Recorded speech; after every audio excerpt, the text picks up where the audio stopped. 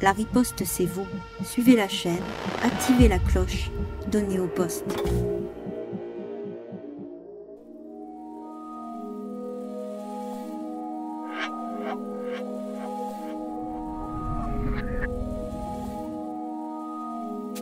Soutenez-nous sur auposte.fr.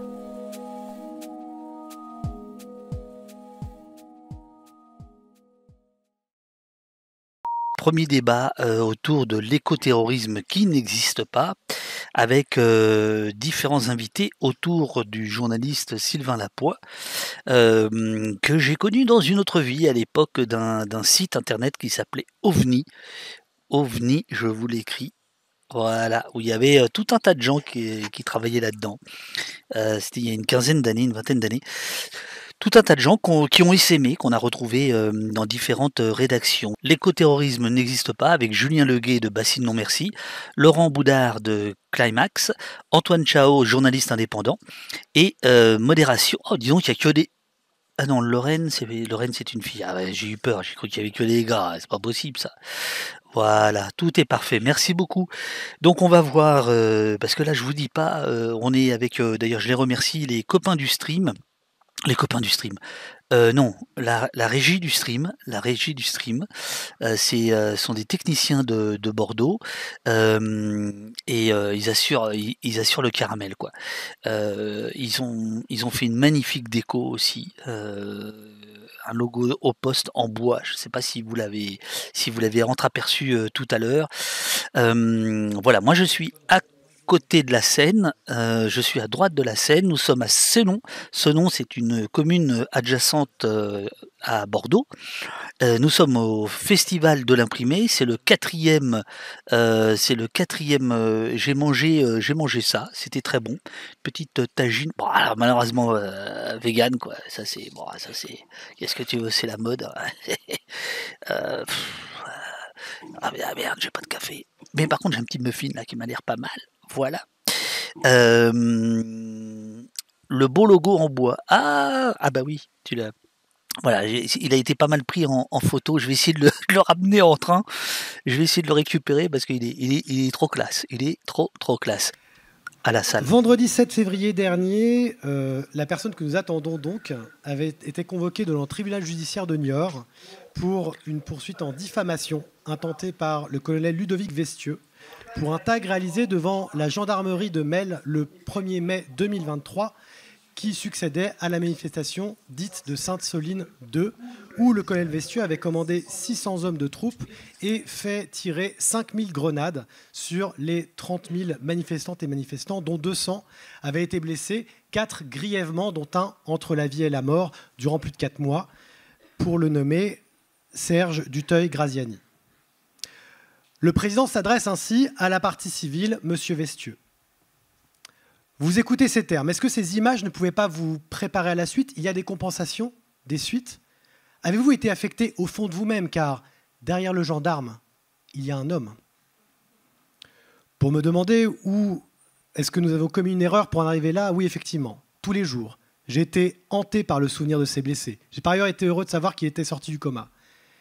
Ce tag, c'est une attaque frontale. Je l'ai mal vécu pendant pas mal de temps. Il a nourri en moi le doute. Il m'a obsédé. En me demandant par ailleurs ce qui pourrait être la conséquence ultime. Est-ce que quelqu'un ne viendrait pas se venger? Et par ce tag, Monsieur Leguet me pose une cible dans le dos. Il s'agit ici de la retranscription fidèle d'un vrai procès qui s'est tenu il y a une semaine au tribunal judiciaire de Niort, qui était le 5e, le 6e ayant eu lieu le lundi suivant, intenté à un ou une activiste anti-bassine depuis le 1er janvier 2025. La répression dont a fait preuve la manifestation de Sainte-Soline, la première, puis la deuxième, beaucoup plus médiatisée, a rendu extrêmement populaire, presque d'un usage proverbial, le terme d'écoterrorisme. Un terme qui, en fait, n'est pas si neuf que ça, on va y revenir, mais un terme qui pose un nouveau cadre sur toute forme d'expression, toute forme de mobilisation des activistes dans la défense du vivant, de l'écologie, de l'environnement et de leur corollaire, inégalité sociale, inégalité de revenus, oppressions diverses et variées, menaces sur le vivant, la santé des personnes et évidemment des territoires. Avec cette table, on va pendant 1h30 revenir sur ce que c'est que ce mot, écoterrorisme, d'où il sort, quel est son auguste réinstigateur, qu'il a réinjecté dans le débat public, et pourquoi. On va voir ce qu'il permet de faire en termes médiatiques, en termes politiques aussi. Et enfin, à l'aide de mes 3 invités, et le 3e arrive, on va voir comment est-ce que ce narratif, qui est d'abord un narratif politique, qui est d'abord un narratif Bravo Julien Leguet, peut éventuellement être combattu, non pas afin d'innocenter des personnes qui peuvent aller en justice pour des faits reconnus comme des faits délictueux, mais surtout pour remettre au cœur du sujet les vrais débats qui sont ceux de l'écologie, de la défense du vivant, de la santé, de la lutte contre les inégalités, qui sont portés par toutes les luttes qu'on va évoquer ici. Pour ce faire, j'ai convié autour de cette petite table 3 personnes que je vais tutoyer parce que je les tutoie dans la vie, donc on se comporte ici comme dans la vraie vie. À commencer par Lorraine Boudard de Climax, média indépendant. Bonjour Lorraine. Bonjour Sylvain, merci de m'avoir invité à cette table. Et je suis très content de t'avoir ici. Tu vas nous parler d'une autre façon de faire du journalisme, mais aussi de toi en tant que journaliste spécialisé dans les questions écologiques et dans le bullshit, à la fois sur l'écologie, mais aussi sur les luttes écologiques. Ce qu'on peut faire et ton regard là-dessus. On va avoir Antoine Chao à ta droite. Antoine. Salut Sylvain. Journaliste indépendant, producteur radio, passé par Là-bas si j'y suis, Comme un bruit qui court, et une dernière émission, C'est bientôt demain, dont j'ai appris, pour l'anecdote, l'annulation pendant la précédente conférence, ici même, au Festival Imprimé, en direct, par Anne-Sophie Novelle. Et je t'ai écrit un SMS, je n'imaginais pas te convier à une table, mais finalement, te voici. Tu vas nous parler de la façon dont tu traite ces luttes à l'intersection du point de départ de ton engagement. Antoine était également, c'est le frère de Manu Chao, hein. Il était également dans la Mano Negra. Hein. Il était trompettiste. De saumon qui était en projet là-bas. Tout à fait. On s'est revus ensuite à Brest, donc on est des copains de la pointe. Et 3e et dernier invité, le prévenu, le condamné, interdit de territoire dans plusieurs communes des Deux-Sèvres. C'est pas tous les jours. Sachez que c'est possible. Hein. On peut interdire à quelqu'un de passer les frontières administratives d'une commune. Julien Leguet, porte-parole de Bassine Non Merci. Bonjour Julien. Salut à tous. Nous nous tutoyons, donc je vais te tutoyer parce que quand on se croise au café du boulevard, on se tutoie. Tu es porte-parole de Bassine Non Merci, tu étais batelier dans le Marais Poitevin, tu es natif des Deux-Sèvres. Non, je suis natif de Picardie, de Beauvais. De Picardie, mais tu as vécu dans les Deux-Sèvres depuis bien longtemps et tu es porte-parole et une figure, disons, identifiée de la lutte anti-bassine, ce qui nous vaut de nous croiser très régulièrement devant les tribunaux, puisque c'est maintenant l'un de tes lieux de villégiature, on peut le dire. Hein, jusqu'à maintenant, c'était beaucoup les hôtels de police, on mettait des notes Airbnb et tout, maintenant c'est les tribunaux. Ouais. C'est un peu le Nicolas Sarkozy de la cause environnementale, si vous voulez. C'est quelqu'un qui vraiment qui squatte. J'ai pas de bracelet, j'ai toujours pas de bracelet. C'est quelqu'un qui squatte, sauf que voilà, pour le coup, malgré tout ça, il n'a pas encore de condamnation lourde, et pour cause. On va commencer par un petit rappel des faits. Alors, on a un petit graphe, j'ai cherché de manière un peu basique, l'écoterrorisme, ça date de quand, d'où ça sort. On a une petite, un Google Trends, juste une page pour voir à quel moment ça commence à péter le plafond. Si on peut l'afficher, c'était la page Google Trends, alors que j'ai fait, il y a un petit truc depuis 2004, à la régie. Et en attendant, hein, pour meubler, puisqu'il y a quand même une redite, hein, on est sur du ton sur ton. Donc si vous voulez savoir ce qui se cache derrière un écoterroriste, un affreux antifasciste. Voilà. La cause antifasciste. Je vais préciser, mais Action antifasciste 79, puisque Julien vient je l'adore ce t-shirt avec 2 tracteurs. Sur le mot écoterrorisme. Alors là, vous avez un petit pic le 1er janvier 2004. C'est une erreur, c'est juste parce que c'était le début de la mesure. Mais vous voyez que le gros moment, l'heure de gloire, est arrivé un certain jour par l'entremise d'une certaine personne, mais très très précis, qu'il a réinjecté dans le débat à l'occasion d'une manifestation. Et cette manifestation, il se trouve que il y a 2 personnes parmi nous qui y étaient, dont l'une avec un micro. Et je vais demander d'envoyer le son de Antoine Chao à l'époque, c'était à Sainte-Soline. c'était. Aujourd'hui, on va faire partie de notre nature. Aujourd'hui, on va rendre hommage à toutes ces espèces qui nous ont accompagnés depuis mardi qu'on a pris possession de ce terrain. On va avoir avec nous l'esprit de Loutard Canepetière. Ok, il y a déjà eu beaucoup de prises de parole. Nous allons lancer l'opération 1, 2, 3 bassine. Bravo à tous d'avoir réussi à braver les interdictions et à s'être rassemblés sur ce camp depuis plusieurs jours pour certains, depuis hier pour d'autres et depuis aujourd'hui pour les derniers. Ça fait chaud au cœur de voir tout ce monde. Le monde d'après, c'est maintenant. C'est bientôt demain. Le monde d'après, c'est maintenant. Antoine Chao. C'est ça la lutte, c'est comme ça qu'on gagne. C'est 1, 2, 3 bassines. Quand on dit 1, 2, 3, on marche, on avance. Et quand on dit bassine, on s'arrête et on essaie de s'avancer comme ça tranquillement jusqu'à ce qu'ils nous laissent passer.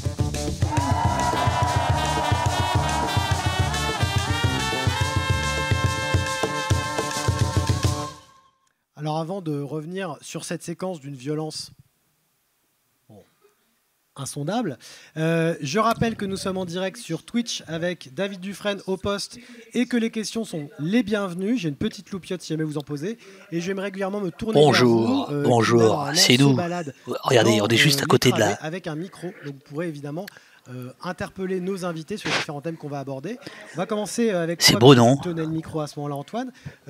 Toi, concrètement, là, Bruno, c'est pas un néon, c'est le terme anti-bassine, c'est quoi écoterrorisme. C'est le logo au poste dans un écran. Écoterrorisme et dans quel contexte, c'est quoi le contexte de ce son et comment tu sens à l'époque cette manif qui va donner naissance à ce vocable et qui va le faire exister dans le débat public? Alors moi j'étais venu, c'était plutôt annoncé comme une farandole anti-bassine, hein, donc il y avait beaucoup de gens qui étaient réunis pour dénoncer un projet de méga bassine et puis de façon assez festive et bien orchestrée par toute une bande de joyeux lurons qui étaient là. Et effectivement, enfin malheureusement, il y avait eu toute une campagne un peu une stratégie du bras de fer qui avait été mis en place quelques semaines auparavant hein, par le ministre de l'Intérieur de l'époque, Darmanin. Et alors le terme d'écoterrorisme est sorti avant ou après ou pendant, je ne sais plus trop, juste après. Et il y avait eu aussi donc une directive du garde des Sceaux à l'époque hein, qui avait demandé à ses procureurs d'être très fermes et très durs vis-à-vis donc des manifestants contre les bassines. Donc c'est à ce moment-là qu'est né qu'on a été taxé d'éco-terroristes, hein, tous autant qu'on était là-bas. Donc plusieurs milliers de personnes pour cette première manifestation. Je crois que c'était 7000, 6000, 7000. Voilà. Mais on s'était déjà vu avant. Moi, j'étais venu à une manif précédente au Mosée-sur-le-Mignon, quelques mois avant. Donc en septembre, c'est ça, 2021. Et il y avait déjà donc une grosse mobilisation. Il y avait déjà le front, enfin une mobilisation contre les bassines qui existait et qui avait pris forme quelques années auparavant. Alors il y a un film documentaire hein, qui donne à connaître toute l'histoire de ce mouvement. Hein. C'est De l'eau jaillit le feu. De l'eau jaillit le feu, ouais. Voilà. Et moi, j'avais suivi un peu, dès le début, ce mouvement, quoi. Et donc, toi, tu l'as suivi. Et toi, Julien, tu y as participé. Alors, on parle du mouvement. Concrètement, ce jour-là, le terme d'écoterrorisme, cette qualification qui, quand même, élève la manifestation au rang d'acte terroriste. Quand est-ce qu'il est apparu? Quand est-ce que tu l'as entendu pour la première fois? Et quelle a été la réaction du côté des militantes et des militants qui s'étaient mobilisés sur cette cause qui, encore une fois, est une mobilisation contre des réserves Camille, non, les préfets sont les représentants de l'État dans les départements et dans les régions. Donc non, là, il n'y a pas de problème de séparation de pouvoir. Le terme, il le sort vraiment au sortir de la manif, où finalement on a réussi l'objectif qui était de leur montrer que malgré un gros dispositif de plus de 2000 flics sur place, on arriverait à traverser les lignes et on arriverait à aller jusque sur le chantier.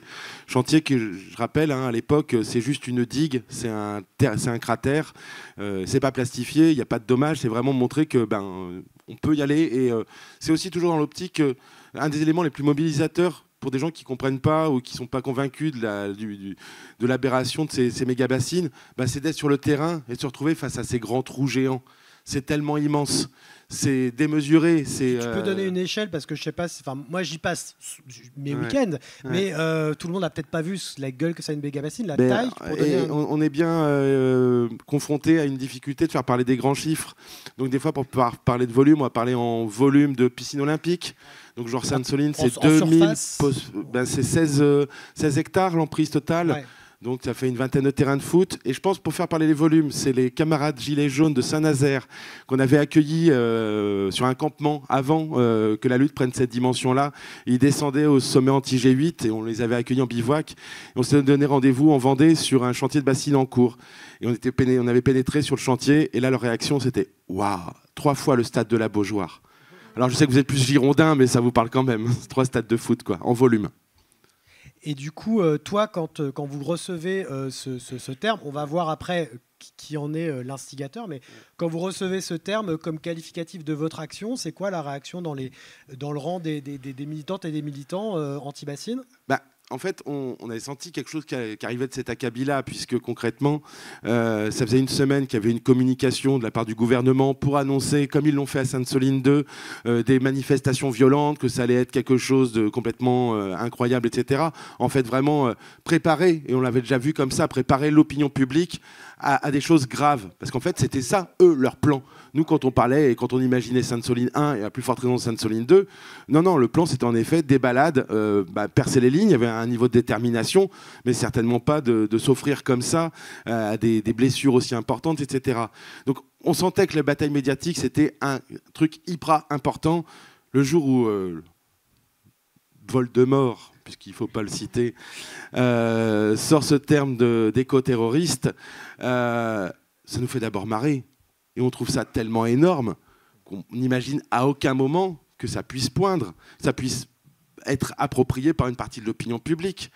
Et je trouve que là-dessus, il y a peu de temps, quand le camarade de Sea Shepherd sort de prison et qu'on lui demande s'il est éco-terroriste, je crois qu'il a la meilleure réponse. Il dit « Moi, j'ai jamais bossé chez Monsanto, j'ai jamais bossé chez Pionnier. » Et en fait, c'est quoi un éco-terroriste ? Mais bon, c'est un peu le... On y reviendra bien sûr sur les autres luttes.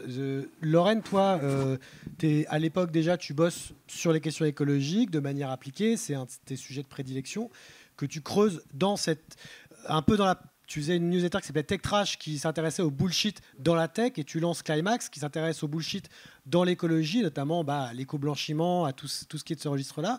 Toi, t'entends parler de ça. En tant que journaliste, c'est quoi ta réaction n'ayant pas été sur le terrain, le prenant comme une news, comme une info, un fait de société ? Je pense que j'ai un peu la même réaction que toi au début. Je me dis que c'est un peu une énorme blague, quoi, ce truc, et j'arrive pas trop à le prendre au sérieux parce que ça me fait un peu penser aux Khmer verts ou ce genre de trucs qui sont quand même restés de l'ordre de l'insulte confidentielle. Mais en fait, pour rappeler vraiment l'origine de l'écoterrorisme, ça vient d'un militant libertarien américain anti-environnementaliste, Ron Arnold, qui était bien vénère contre les écolos dans les années 80 et qui prônait une exploitation totale de la nature au nom de la liberté d'entreprendre. Donc voilà d'où ça vient, ce qualificatif-là. Effectivement, après, il a un peu disparu. Il est revenu à la surface dans les années 2000 aux États-Unis, après les attentats du World Trade Center. En 2002, le FBI le remet sur le devant de la scène. Il y a un groupe d'activistes, de militants qui s'appelle le Earth Liberation Front, qui est à ce moment-là, en 2002, la deuxième menace terroriste sur le territoire américain après Al-Qaïda. Donc c'est pour dire que c'est un qualificatif qui est quand même relativement pris au sérieux. Et c'est vrai que quand il arrive en France... Alors, déjà, en fait, dans les années 2000 aussi, on traitait José Bové, les arracheurs d'OGM, de djihadistes. Mais bon, c'est vrai que c'est celui dont on ne doit pas prononcer le mot qui a vraiment remis ce qualificatif-là sur le devant de la scène. Et on est dans le bullshit pur et dur. Mais sauf qu'il est instrumentalisé pour plusieurs choses. Tu l'as un peu rappelé, pour disqualifier et délégitimer les prises de parole, mais aussi pour préparer la répression et pour habituer finalement à ce que les militants soient réprimés politiquement et par la police. Et on y reviendra tout à l'heure, mais ça, je pense que c'est un vrai agenda, en tout cas, derrière ce mot. Est-ce qu'il y a des questions dans la salle éventuellement avant qu'on prononce le nom ? Bon. Donc, étant donné que voilà, c'est moi qui m'expose, je vais prononcer le nom. La personne qui remet sur le devant de la scène ce terme, c'est le ministre de l'Intérieur de l'époque, depuis devenu garde des Sceaux, ministre de la Justice, Gérald Darmanin. Il le fait dans un tweet, mais quelque chose d'assez... déjà, Twitter, à l'époque, déjà en pointe sur tout ce qui est caricature politique. Et il ne développe pas vraiment. Et il a l'occasion de le faire devant les caméras, sur le plateau de BFM TV. Alors, je suis désolé, il faut se mouiller un peu la nuque, mais vous allez voir devant vous un journaliste de BFM qui tente de recadrer le ministre de l'Intérieur, Gérald Darmanin, sur un abus de langage. Ça peut paraître surprenant, mais il y a des journalistes qui font leur taf, même là-bas, et il faut savoir le souligner. Far West, on défend quand même aussi les journalistes indépendants. Et Gérald Darmanin, surtout, explique... Cet entretien, je voudrais qu'on revienne sur un mot, puisque vous parliez des mots, la nécessité de mettre des mots sur les choses, sur un mot qui a fait débat en début de semaine, que vous avez utilisé à propos de Sainte-Soline, le mot d'écoterrorisme. Alors, Sainte-Soline, c'était donc ces manifestations écolo contre des méga-bassines.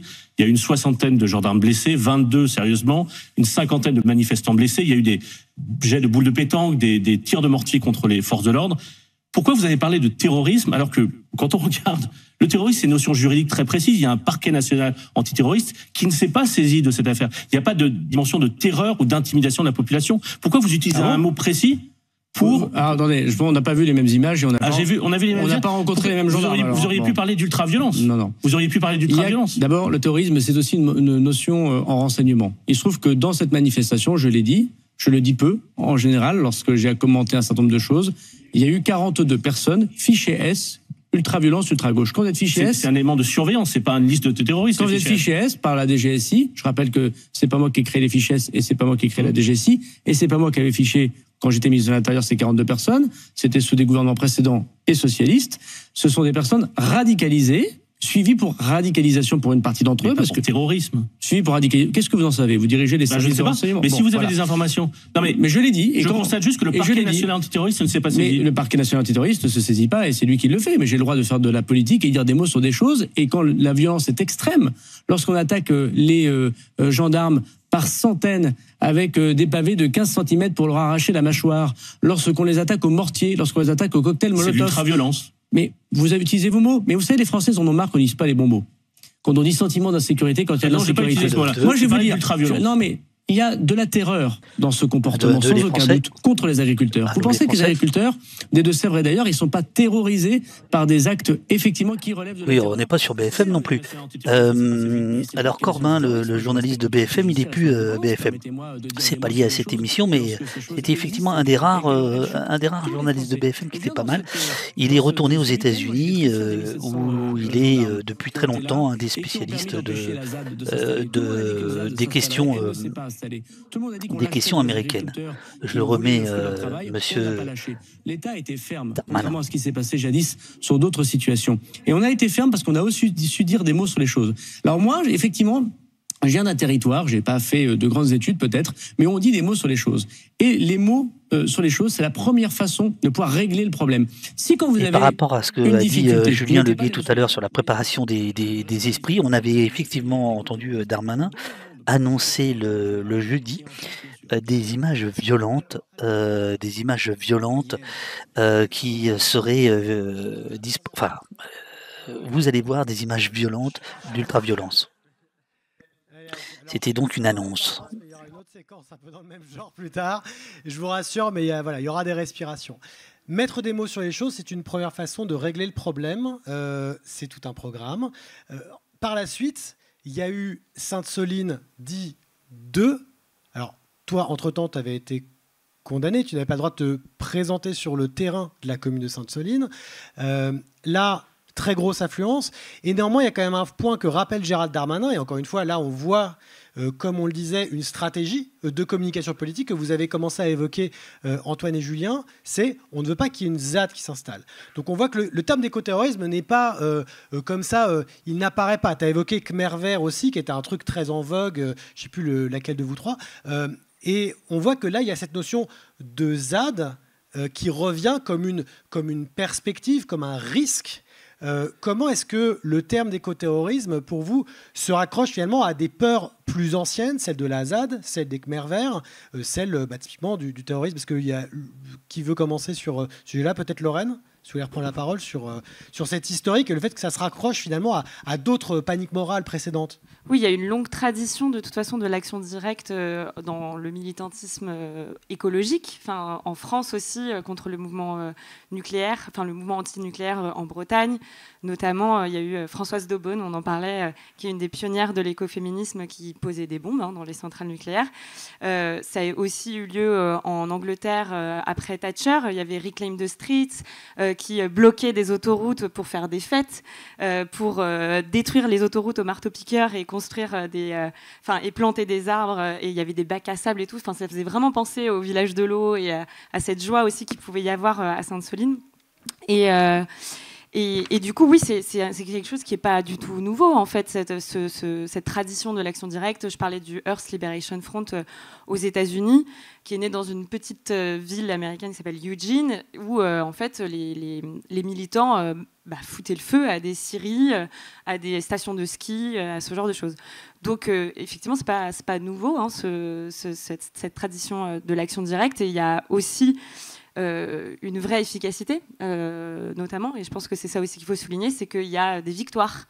Et c'est ça qu'il faut célébrer aujourd'hui. Et nous, dans le dernier numéro de Climax, qui est là, je le montre, on a une grande interview justement avec les soulèvements de la Terre, qui nous parlent de leur stratégie et qui parlent de l'importance de célébrer leur victoire notamment. Et sur ce point de mettre les bons mots, etc., eux, ils ont une stratégie que je trouve super intéressante. Ils parlent plus de sabotage, ils parlent de désarmement. Pourquoi ? Parce qu'ils considèrent que les infrastructures auxquelles ils s'attaquent sont nocives. Et donc, c'est aussi une manière de se réapproprier le débat public que de mettre les bons mots, les justes mots, pour qualifier leurs actions. On y reviendra sur justement les façons de contrer ce narratif. Je pouvais passer la parole à Antoine, parce que toi, Antoine, ce qui est intéressant, c'est que tu as commencé avec Là-bas si j'y suis, l'équipe de Daniel Mermet, qui était alors une émission de radio mythique pour qui aime la radio, qui aime les médias ou qui s'intéresse aux luttes. Encore aujourd'hui, on se balance comme ça quand on fait. Ça existe toujours, Sylvain ? C'était pas. Enfin, je ne sais pas quand est-ce que la voix baisse un petit peu ? Oui, on dirait là. Quand est-ce que tu as commencé à percevoir la lutte écologique à la fois comme finalement un nouveau front de l'action sociale où se croisaient des préoccupations qui n'étaient pas qu'écologiques, et d'autre part, quand est-ce que tu as commencé à constater que on tapait salement sur la gueule aux écolos et qu'on avait un discours différent, encore une fois, sur les luttes écologiques par rapport à d'autres luttes qui pouvaient émerger ? Alors, moi, j'ai démarré Là-bas si j'y suis dans les années 2000. C'était le grand mouvement altermondialiste à l'époque. Et il s'agissait de désarmer les marchés à l'époque. On ne désarmait pas Bolloré, mais on désarmait les marchés, avec un édito dans le Monde diplomatique qui devait dater de 93 ou 96, peut-être, je sais plus tôt. Donc, on était vraiment déjà dans cette lutte-là, altermondialiste, avec donc Là-bas si j'y suis. On a beaucoup traité de la question de la finance internationale, de tout ce mouvement naissant, et bon, malheureusement, qui s'est arrêté face aussi à la répression brutale, donc notamment au G8 à Gênes, où il y a eu des blessés, un jeune qui est mort aussi par les armes de la police. Donc on a vécu cette répression à ce moment-là. Et moi j'ai continué à défendre, à ouvrir un front, disons, écolo à Là-bas si j'y suis, où disons, les questions principales étaient sociales. Daniel était plus sur un logiciel des 30 Glorieuses et à pas remettre en question le progrès qui pouvait être les OGM, etc. Donc on a démarré toute une série sur effectivement la lutte contre les OGM, les faucheurs volontaires. José Bové, donc. José Bové, bien sûr. Parmi les figures de proue de. Voilà. Et c'est là qu'a commencé mon engagement sur les luttes environnementales et sociales, notamment. Alors au moment des Gilets jaunes, où là on a commencé à parler du fin du monde, fin du mois, même combat. Voilà. Et alors ça c'était plus Là-bas si j'y suis, mais une émission qu'on a eue après qui s'appelait Comme un bruit qui court. Voilà. Et de s'occuper beaucoup, de traiter beaucoup des luttes dans la rue sociale et environnementale des Gilets jaunes. Voilà, ça nous a coûté notre émission aussi à ce moment-là, quoi. Donc c'était en 2018, souvenez-vous, les Gilets jaunes, et on a été convoqués au bureau de la direction qui fêtait pompeusement les années mai 68, 50 ans plus tard. à se souvenir quand même qu'en 68, Radio France, à l'époque, a été en dessous de tout, hein, a interdit les reporters d'aller couvrir les manifestations au quartier latin. Ce qu'a fait très bien Europe 1 à l'époque, absolument. ne le ferait plus aujourd'hui, bien évidemment. Comme quoi, finalement, on change. Avec voilà, et on a été sermonné par la direction, Barricade. c'était irresponsable d'aller donner la parole aux Gilets jaunes, avec derrière nous les affiches de mai 68, voilà, qui avaient été célébrées en grande pompe sur France Inter. Voilà, donc la roue tourne, et peut-être que dans 50 ans, on nous remerciera d'avoir fait traiter les Gilets jaunes, et notre émission a été supprimée juste après, comme ma nouvelle émission, donc C'est bientôt demain, est supprimée après avoir beaucoup, effectivement, documenter toutes ces luttes environnementales, documenter les travaux de soulèvement de la terre, les actions des soulèvements de la terre et l'importance, je pense, de leur implication dans le débat social et politique aujourd'hui, quoi. Voilà. Quel succès. Donc, tu l'évoquais, et c'est intéressant que tu évoques aussi les Gilets jaunes. À l'instant, tu parlais de la ZAD de Notre-Dame-des-Landes. L'évocation de la ZAD aussi, c'est une évocation, et des Gilets jaunes, c'est l'évocation de deux victoires politiques. Après des luttes de longue haleine, des luttes qui ont fait des blessés, qui ont fait des morts, qui ont aussi demandé des engagements profonds, longs, de la part de personnes qui n'avaient pas forcément les moyens de le faire. Et là, Gérald Darmanin l'exprime clairement, c'est aussi une façon de couper l'herbe sous le pied. La ZAD ne s'installera pas, c'est un mot d'ordre politique, et on sent que cette répression, voilà, toi-même, tu te retrouves ciblé par la répression. Il y a le gros reporter qui avait fait une très intéressante sur la construction de l'écologie comme ennemi, si on peut la voir, parce que ça résume pas mal la réutilisation, la réinjection de ce terme par une certaine presse. Donc, écolos ultra-radicaux jusqu'où la violence, les écolos radicaux en quête de Marianne, ultra-gauche, la violence en marche, le Figaro Magazine, la montée des violences d'écolo-gauchisme, le Figaro, autant de titres que je suis désolé, vous ne trouverez pas sur les tables du village des stands du festival imprimé. Et du coup, je me tourne vers Julien, écolos ultra-radicaux, jusqu'où la violence? Est-ce que vous condamnez les violences? Non, plus sérieusement, Julien, plus sérieusement, vous, dans cette histoire des luttes et de la répression, comment est-ce que vous l'intégrez dans votre action? Comment est-ce que vous en inspirez pour justement contrer la répression? Et on donnera après la parole au chat. Oui. Je ne sais pas si ça va répondre pleinement à la question comme tu la formules là, mais en tout cas, on sait qu'on se situe dans une histoire, justement. Et si Sainte-Soline 2 restera, je pense, dans l'histoire comme un moment fort. Il s'est passé quelque chose.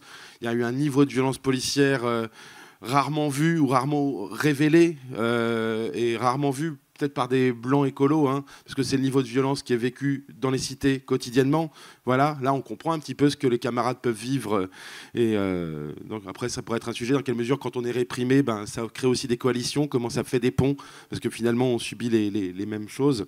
Mais il faut un passage dans l'histoire. Mais en fait, cette oppression des gens qui se battent pour le vivant, elle n'est pas nouvelle en France.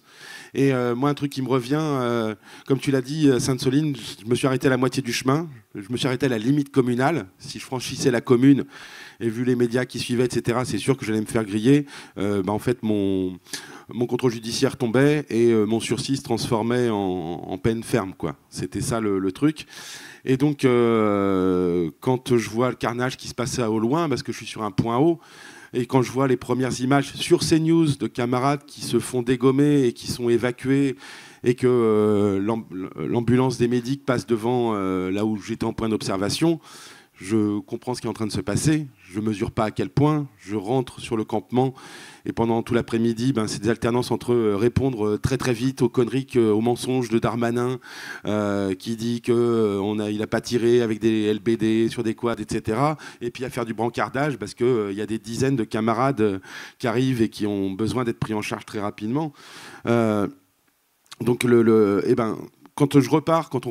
quand on quitte le campement et qu'on rejoint Mel, qui était la ville qui nous recevait pour qu'ensuite on puisse se restaurer, se réparer, faire le lendemain des tables rondes, etc. Je suis avec un éminent journaliste, Rémi Barou du Monde, qui a couvert énormément de conflits sociaux en France et pendant des décennies. Et on est dans la même bagnole, quoi. Je lui demande, moi je suis abasourdi. Et comme c'est un vieux de la vieille, je ne sais pas si l'expression est encore correcte, mais il en a vu beaucoup. Je lui demande, je lui dis, mais tu places ça où? Et il dit, en fait, moi, pour voir un tel déchaînement de violence policière, il faut que je remonte à 1977, il faut remonter à Crémainville et à la mort au meurtre de Vidal Michalon. Et quand je dis on se place dans une histoire, il ne faut pas oublier que derrière ça, il y a eu le Rainbow Warrior. Et derrière ça, il y a eu Rémi Fraisse.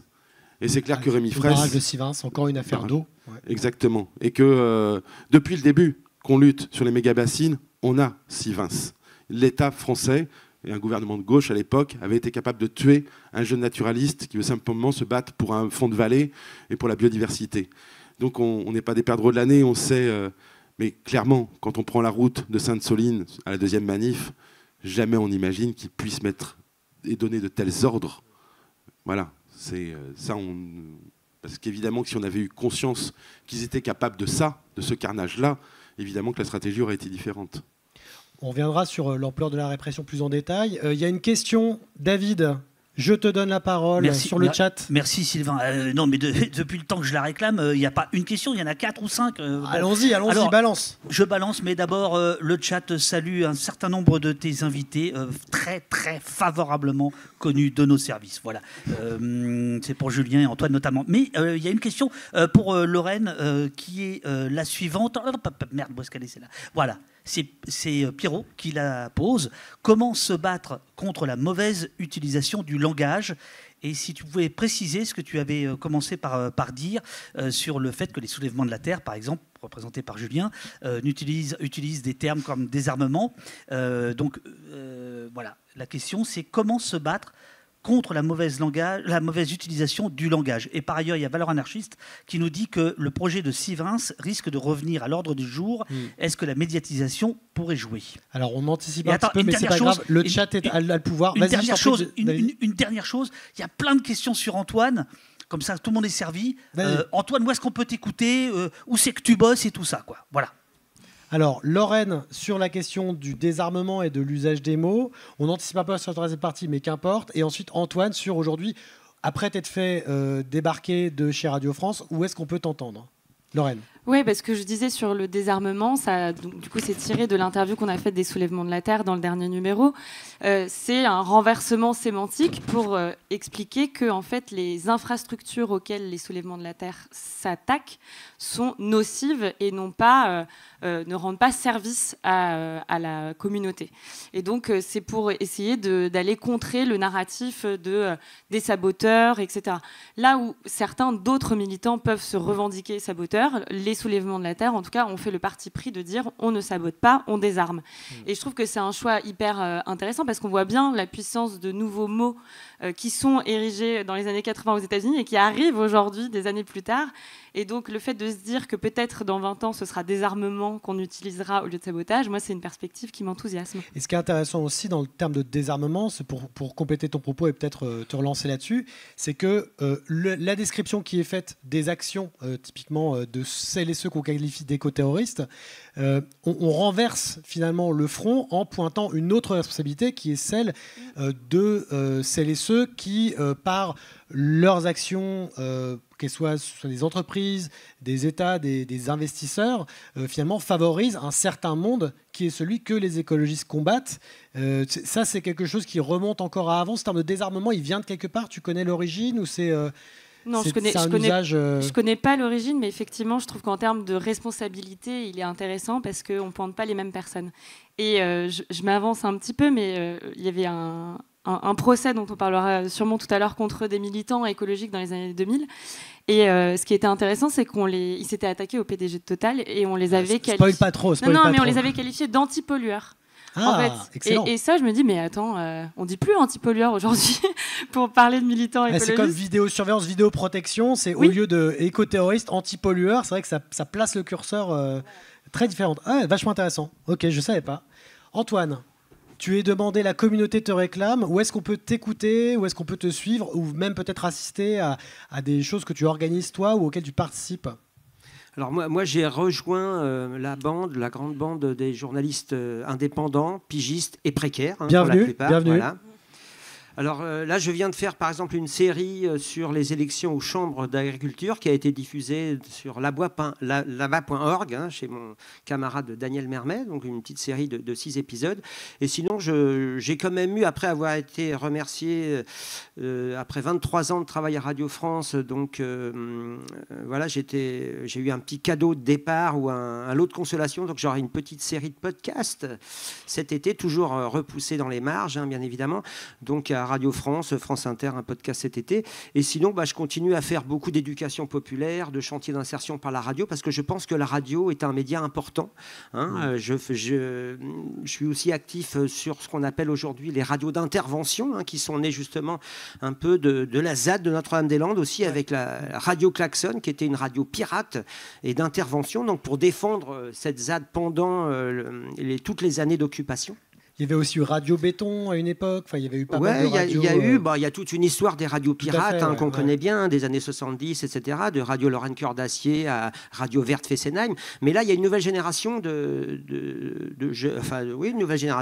gens qui utilisent la radio comme moyen d'autodéfense, parce que local, vraiment d'intervention in situ. Donc voilà, avec un peu comme première grosse comme exemple Radio Klaxon à Notre-Dame-des-Landes, mais qui continue. Il y a eu la radio, méga radio pendant les méga bassines. Donc moi je suis assez attentif à tout ce qui se passe. Et il y a tout un tissu de radio associative qui alimente ces collectifs qui font de la radio de lutte, de la radio de résistance en local. Et donc je voudrais remercier aussi la Clé des Ondes qui participe beaucoup. Et il y a certains camarades de la Clé des Ondes qui sont là. Effectivement, voilà. qui est en haut, Et que je retrouve souvent à Radio Uzes, à Uzeste, près d'ici aussi, où on fait de la radio aussi d'intervention plus culturelle, sociale et politique. Pendant le festival d'Uzeste, à quelques kilomètres d'ici. Avant de passer à la partie sur la répression, est-ce qu'il y a des questions dans la salle éventuellement ? Oui, monsieur, je ne vous avais pas vu. Et une deuxième question là ? On a 2 questions. Du coup, monsieur, madame ensuite. On n'a qu'un seul micro volant, malheureusement. On vous écoute.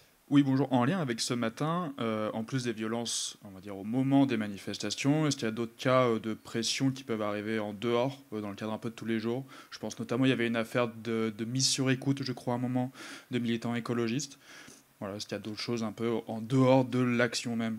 On va pour ne rien vous cacher, on va en parler juste après. Mais est-ce que le programme vous plaît, les amis ? L'appareil de répression, c'est quelque chose qu'on connaît, on va en reparler et dont certains et certaines. Est-ce que vous êtes bien installés chez vous ? Personnel. On est en direct de Bordeaux.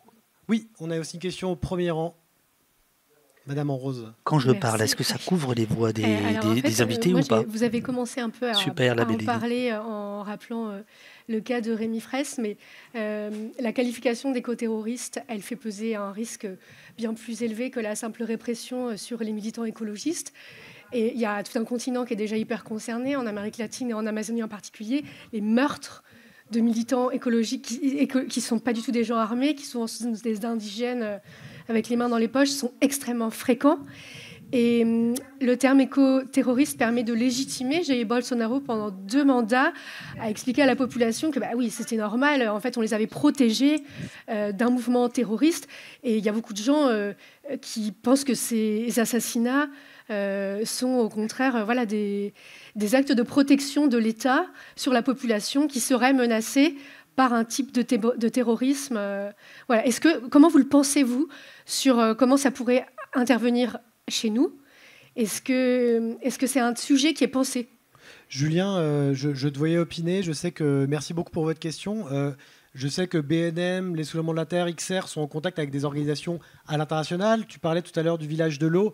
Il y a eu des tables internationales où on avait des intervenantes et intervenants, notamment d'Amérique latine, comme vous l'avez souligné, ce qui est un haut lieu de la répression des luttes environnementales. Toi, qu'est-ce que tu sais de tout ça ? Quelle est ta crainte par rapport à l'importation éventuellement de ces méthodes de répression qui sont, comme vous le rappelez très justement, une façon de légitimer aussi des choses très graves. On verra après comment ça se présente en France, mais au niveau international, pour commencer. En réponse directe, ce qui me vient, c'est le soir de Sainte-Soline 2 où on est dans Mel et on est...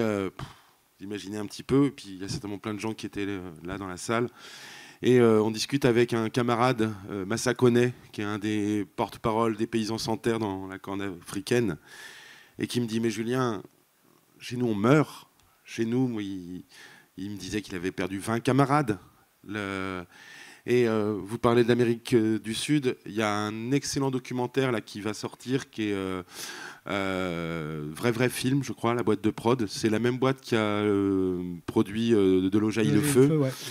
Et qui vient justement parler de l'opération Condor en Amérique du Sud. L'opération Condor, c'est clairement le FBI, les États-Unis, etc., qui s'organisent, qui donnent des moyens, qui forment, qui arment des milices et des gouvernements autoritaires pour empêcher la gauche et les communistes et les socialistes de résister. Et c'est une stratégie mondialisée. Et aujourd'hui, ce que met en évidence ce documentaire, c'est que tout ce savoir-faire, tout ce maillage, tout ce réseau, aujourd'hui, il est réorienté vers ceux qui résistent pour leur terre. Et donc, c'est très intéressant. Donc, évidemment, on a ça en tête, évidemment, et on y a été exposé, on le sait, l'État tue, la police tue, et est capable de tuer des militants écolos. Donc comment on fait avec ça? Est-ce qu'on se résigne? Est-ce qu'on baisse la tête? Est-ce qu'on admet? Je crois que la réponse que nous on a décidé d'apporter, c'était de dire que dans l'adversité, il fallait qu'on se structure, il fallait qu'on soit plus fort. Et ça veut dire que le logiciel et le manuel de survie d'un militant écolo aujourd'hui en France n'est plus le même qu'il y a 20 ans. On n'est plus justement à se dire mais qu'est-ce qu'on va pouvoir faire comme campagne sympa et quel jeu de mots qui fera que... Non, c'est comment on fait en sorte qu'il y ait des médics. Parce que malheureusement, notamment sur notre lutte, on a pu constater des vraies défaillances du système de sécurité des pompiers à la solde de la préfecture qui ne viennent pas chercher les blessés sur place alors qu'il y a des dangers de mort imminents, des camarades qui sont interpellés alors qu'ils sont aux urgences ou qu'ils sont hospitalisés. On vient confisquer les papiers et dès la sortie et balancer par des chefs de service, etc. Donc ça veut dire qu'on doit monter en compétence, ça veut dire qu'il y a des choses autour du soin au sens très large qui ne sont plus optionnelles. Face à la répression juridique, le fait de constituer des légales, ça n'est plus optionnel. Le fait de devoir organiser, de monter en compétence sur des aspects logistiques et de réussir à nourrir 30 000 personnes pendant une semaine alors que toute la ville est entourée et qu'il y a 7-8 barrages à chaque fois qu'on veut venir, tout ça fait partie maintenant malheureusement de l'attirail à développer. Ça nous rend résilients et créatifs et enfin on leur mène la vie dure, on ne se laisse pas faire. En tout cas, avec toutes ces mesures de répression, s'ils espèrent que ça nous fasse baisser la tête, ils se trompent, ça nous renforce, ça nous confirme dans nos convictions et ça nous oblige à être plus forts. Et, on reviendra... Vous pouvez... On reviendra en conclusion justement sur toutes ces façons à la fois militantes, médiatiques de répondre à ce narratif pour se protéger et aussi pour remettre le sujet au cœur du débat public. Il y a une question, David, du côté du chat. Oui, c'est justement la question des médias que tu soulèves à l'instant. J'ai l'impression, nous dit le chat, j'ai l'impression qu'on a toujours un même mur. Au niveau local, on a plein de sources d'informations, mais les gros qui balancent leurs inepties ont une grosse audience. Donc la question, c'est comment faire retourner le rapport de force de l'information. C'est une lourde question. Je me souviens d'une excellente citation de Daniel Mermet qui était reprise notamment dans le film adapté de la BD de notre consoeur de Splan, Algues Vertes, et qui disait, Inès Léraud, qui est une ancienne d'ailleurs de Là-bas si j'y suis, et qui disait « Les médias locaux savent tout mais ne peuvent rien dire, les gros médias peuvent tout dire mais ne savent rien ». Ça c'était juste pour l'anecdote, mais habitant et travaillant à La Rochelle, je ne vais pas dire que c'est vrai, mais c'est pas faux.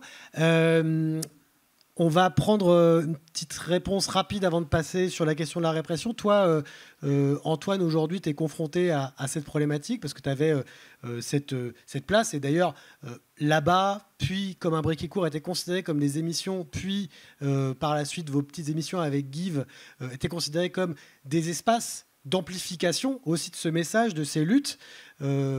comment effectivement faire face à cet enjeu-là par des médias. On y reviendra à la fin, encore une fois, mais au rythme où on y reviendra à la fin, il n'y aura pas de fin. Toi, c'est quoi ta réponse à ce type de préoccupation par rapport aux gros qui racontent n'importe quoi, pour reprendre le terme du chat? La réponse, c'est les médias indépendants qu'on a entendu ce matin, tout à l'heure, sur la rencontre précédente. C'est effectivement, c'est créer des contre-pouvoirs qui n'existent qui n'existent plus ou de moins en moins. On ne va pas dire que c'était mieux avant, on va dire que ça sera mieux après. On voit l'audiovisuel public, c'est assez catastrophique, effectivement, mais on essaye de faire en sorte de ne pas lâcher l'audiovisuel public, les services publics. Moi, je suis pour et je me battrai toujours pour que ça existe et qu'il y ait un audiovisuel public digne d'une démocratie. Voilà. Alors, Macron disait qu'en 2017, en arrivant, que l'audiovisuel public était une honte. Après, il y a eu différents changements de direction, etc. Et une camarade de classe a accédé à la direction de Radio France, mais c'est un concours de circonstances, bien évidemment. Mais alors, aujourd'hui, effectivement, nous, on regrette que ces voix qui sont, disons, différentes, disparaissent de l'antenne, ce qu'on appelle le reportage qui n'est pas le reportage, disons, de la rédaction. Donc, c'est des tons, des formes différentes qui ont été effectivement initiés par Daniel Mermet il y a 40 ans maintenant. L'émission a duré 30 ans et qui donnait la parole à ceux qui n'ont pas la parole autorisée, c'est à sortir des studios, à aller vers les gens. Et effectivement, quand on nous a rappelé pour refaire quand même un podcast d'été, c'était juste après la dissolution, où il y a eu quand même une prise de conscience que l'extrême droite était très proche du pouvoir et qu'il fallait peut-être pas en faire trop, Et donc, on a eu ce petit cadeau de consolation qui ne suffira pas pour redonner la parole à tous, sur l'audiovisuel public, sur les chaînes du service public. Mais après, se pose la question, effectivement, des médias rachetés par les oligarques français et autres. Donc, là, la question est d'autant plus inquiétante, J'aimerais qu'on évoque maintenant un petit peu la répression, parce que, en fait, dans toute cette histoire... le parallèle est un peu énorme, mais on était hier, on a fait une projection débat de Personne n'y comprend rien, le film qu'on vous recommande de Mediapart sur l'affaire Sarkozy, et où finalement, l'une des remarques principales de Fabrice Arfi, c'est de dire l'un des problèmes de cette affaire, c'est que Mediapart se tue à la tâche en essayant de documenter tout ce qui est reproché et reprochable à Nicolas Sarkozy dans ce financement occulte, dans ces arrangements, ces différents accords politico-financiers en dehors de tout cadre légal. Mais ce qui rythme la vie des médias, finalement, c'est chaque fois qu'il s'en plaint, et qu'on lui tend le micro, qu'on lui donne la parole. Et il se passe un petit peu malheureusement la même chose avec les questions de lutte environnementale, c'est-à-dire que concrètement, et malheureusement, maintenant que je suis sur le terrain des bassines, je le vis à titre personnel, moi on m'appelle quand il y a un procès, on m'appelle quand il y a des blessés. Et j'informe au passage les consoeurs et les confrères qui ne peuvent pas savoir, qui ne sont pas sur le terrain, qu'il y a aussi des luttes. Il y a aussi des personnes qui se font virer de leur terrain. Il y a des projets agrivoltaïques de panneaux solaires gigantesques qui menacent des terres arables par milliers d'hectares. Mais ce dont on va parler, c'est il y a une manif, il y a un truc. Donc c'est ce fameux classement en faits divers. Et je crois qu'on ne se rend pas toujours compte de l'absurdité que ça revêt et de l'extension. Tout à l'heure, tu as parlé du village de l'eau, donc le village de l'eau d'action anti-bassine qui avait été organisé notamment par Bassine Non Merci à l'été dernier, avant la manifestation de La Rochelle. Et à cette occasion, il faut savoir que des milliers de gendarmes ont été mobilisés pour fouiller toutes les personnes qui y pénétraient, moi-même également. Au bout d'un moment, c'était quand même tout un truc. Et qu'à cette occasion, il y a des dizaines de milliers d'objets qui ont été confisqués.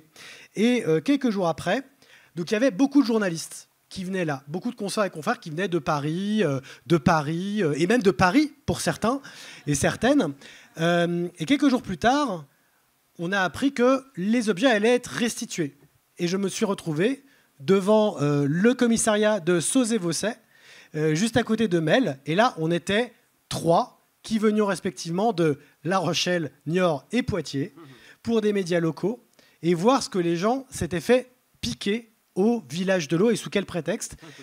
Il y a une liste qui a été constituée que je t'ai redonnée parce que ce jour-là, tu as pris la parole et j'aimerais que tu le refasses, Julien, pour un peu énoncer le genre de truc que la gendarmerie a confisqué ce jour-là, étant considérés comme des objets dangereux, pouvant être soit des armes par destination, soit des protections par destination. Je te laisse la parole. Je crois que Boris Vian, il avait écrit une chanson qui s'appelait La complainte du progrès, qui était une belle liste. C'est sur le même air. Hein.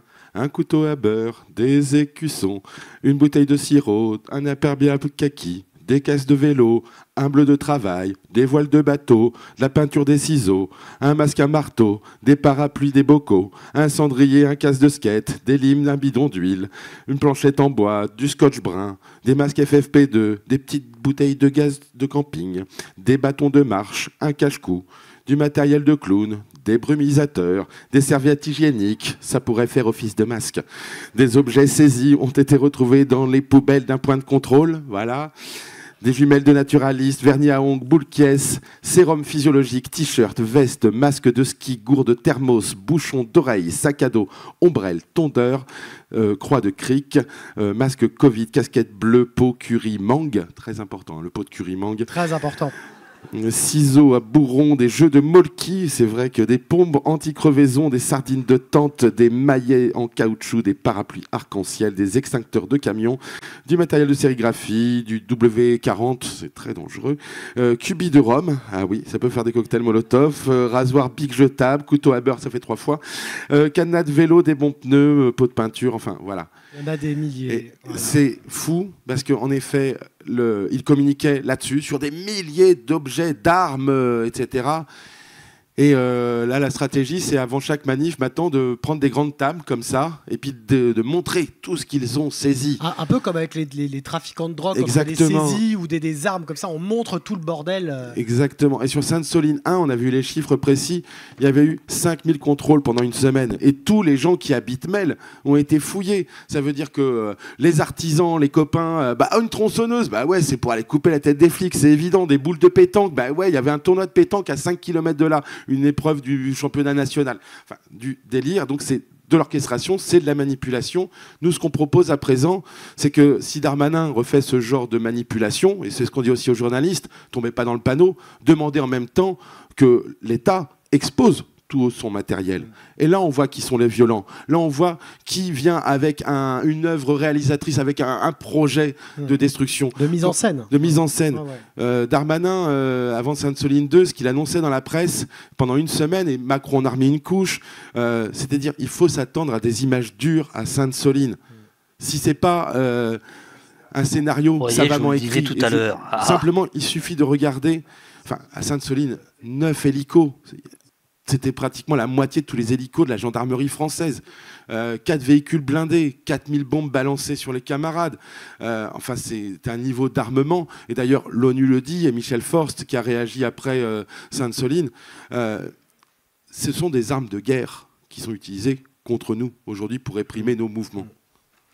Michel Forst, c'est un rapporteur de l'ONU qui avait notamment fait tout un travail concernant les violences policières faites aux Gilets jaunes. Il y en a encore d'autres qui sont prévus. Il y en a notamment un qui a eu lieu à La Roche-sur-Yon il y a quelques jours.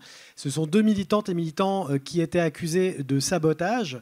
Et en l'occurrence, pour les confondre, la gendarmerie, et ça a été constaté d'ailleurs par la défense, a déployé des moyens totalement délirants, sachant qu'en l'occurrence, ils avaient dévissé une pompe ou un truc comme ça. Ils étaient accusés d'avoir dévissé une pompe.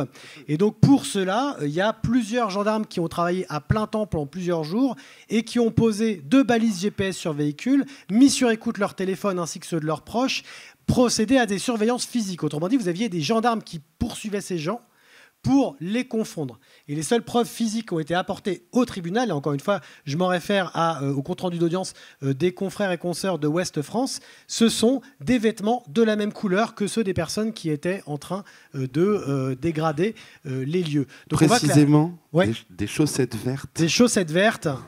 Je ne... Voilà. Comme quoi, vous voyez, on est tous les coteauristes de quelqu'un.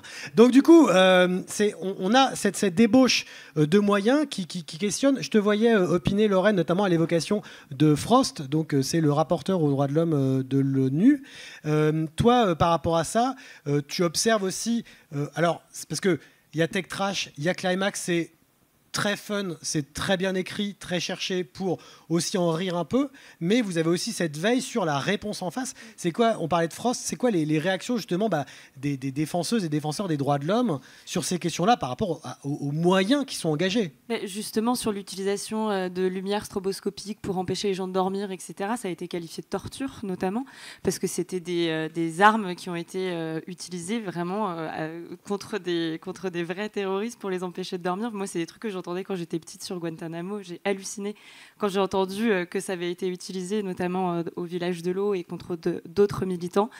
Et c'est vrai que quand nous, notre rôle, on n'est pas un grand média, on a un petit média, mais on veut aussi donner une caisse de résonance aux luttes écologistes. Et donc, on donne la parole à Sea Shepherd, au Soulèvement de la Terre, etc. Et quand on a entendu effectivement le niveau de répression sur les villages de l'eau, les tampons et les serviettes hygiéniques, ça a été la goutte d'eau, je pense. Alors, pour rappeler, c'était parce que ça pouvait être une protection par destination contre les gaz éventuellement. Voilà, donc bon. #patriarcat. Et ce qu'on a essayé de faire aussi, c'est un journaliste qui travaille avec nous qui s'appelle Nicolas Beublé, qui a fait un truc super intéressant, c'est qu'il a été au village de l'eau et il a essayé de raconter la lutte à hauteur des enfants. Et donc, il a été interviewé tous les enfants qui étaient sur place. Et on en a sorti un article avec des verbatims. Et ce qui en ressort, c'est qu'il y a à la fois beaucoup d'émerveillement de ce qui s'est produit. C'est génial, il n'y a pas d'argent, il y a beaucoup d'entraide, on a plein de jeux, c'est fantastique et tout. Et puis, il y avait toujours des petites citations en creux d'enfants qui disaient « mais il y a des policiers partout, on ne comprend pas pourquoi, les méchants ». Enfin, vraiment raconter à hauteur d'enfant, avec du vocabulaire d'enfant. Et nous, ça nous a brisé le cœur, ému, et en même temps, on trouvait ça super beau comme angle, parce qu'on savait que Reporter, que Vert, que tout le monde, pas tout le monde malheureusement, mais que beaucoup de médias déjà investis sur ces questions allaient le raconter. Et donc nous, on s'est demandé un peu comment trouver un angle différent, et on a trouvé cet angle de l'enfance. Et c'est vrai que de voir des enfants qui racontent la répression policière, ça a quelque chose d'assez crève-cœur. Antoine, la répression policière, toi que tu constates, tu étais sur beaucoup de fronts différents. Alors là, on a parlé beaucoup des bassines, mais il y a aussi la 69. Il y a aussi, tu parlais de l'usine à saumon, il y a beaucoup de choses qui se sont passées. On a parlé de Sivins. Toi, concrètement, qu'est-ce que tu as pu constater comme évolution de cette réponse pénale, policière, de la brutalité qui est mobilisée pour répondre, pour contrer les mobilisations écologistes? Elle est passée de policière à judiciaire, quoi. On a eu la dérive qui s'est faite au fur et à mesure des dernières années et de l'amplification de la résistance de terrain. Donc, je pense que c'est vraiment l'implication des soulèvements de la terre, le moment où il y a eu la tentative de dissolution des soulèvements, etc., qui a créé aussi une dynamique forte qui a été après réprimée judiciairement de plus en plus, quoi. Et alors, nous, on est légèrement protégés avec nos cartes de presse, même si ça n'empêche pas la garde à vue ou d'être ciblé par les armes sur le terrain, etc. Mais, et que peu de confrères, enfin que tous les confrères n'arrivent pas à avoir, et consoeurs, bien évidemment. On a vu que l'année dernière, il y a eu pas mal les lauréats des prix Albert Londres n'avaient pour la plupart pas réussi à avoir leur carte de presse. Donc c'est quand même triste que Nicolas Legendre, par exemple, n'ait pas sa carte de presse. Silence dans les champs, tout à fait. Donc ça donne une petite protection. Disons qu'on peut peut-être essayer d'éviter une garde à vue si on a une carte de presse. Et ça nous a permis plusieurs fois sur les manifestations de pouvoir aller en véhicule et avoir mon téléphone portable qui sera borné certainement, mais où je pourrais arguer que j'étais journaliste et que j'étais envoyé donc par Radio France à l'époque pour couvrir une manifestation, quoi. Et après, pour celles qui ne savent pas, c'est du plastique souple. Donc contre un LBD, ça ne marche pas. Ça ne suffit pas. Mais pardon, tu disais, excuse-moi, vas-y. Non, voilà.